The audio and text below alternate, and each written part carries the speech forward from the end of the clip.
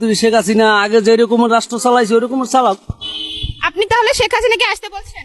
হ্যাঁ, আসলে ভালো হইব, শান্তিভাবে রাষ্ট্র চালাইলে ভালো হইবে আমাদের কাম।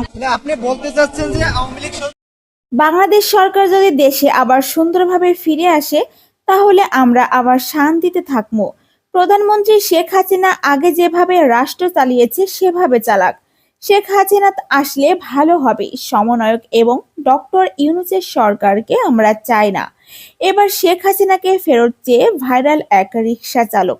অন্তর্বর্তীকালীন সরকার দায়িত্ব নেওয়ার পর থেকে একের পর এক বাধা আসছে।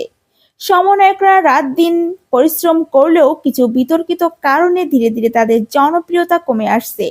এতে খেটে খাওয়া মানুষের বর্তমানে কষ্টে দিন কাটাচ্ছে। তাদের অনেকেরই দাবি গরিবদের জন্য আগের সরকারই ভালো ছিল।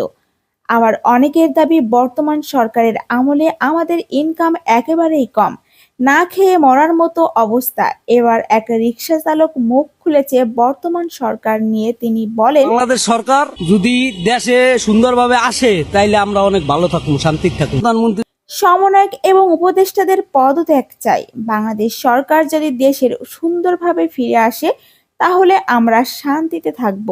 প্রধানমন্ত্রী শেখ হাসিনা আগে যেভাবে রাষ্ট্র চালিয়েছে সেভাবে চালাক। শেখ হাসিনা আসলে ভালো হবে, আমরা শান্তিতে থাকবো। সমন্বয়ক এবং ডক্টর ইউনূসের সরকারকে আমরা চাই না। শেখ হাসিনা দেশে ফিরলে দেশের সকল সমস্যার সমাধান হয়ে যাবে। তবে সেই রিকশা চালকের কথা বলার ধরন দেখে মনে হয়নি তিনি কোনো সুস্থ মস্তিষ্কের লোক। প্রিয় দর্শক, ভাইরাল এই রিকশা চালকের মতামতটি আপনি কিভাবে দেখছেন কমেন্ট করে জানিয়ে দিন।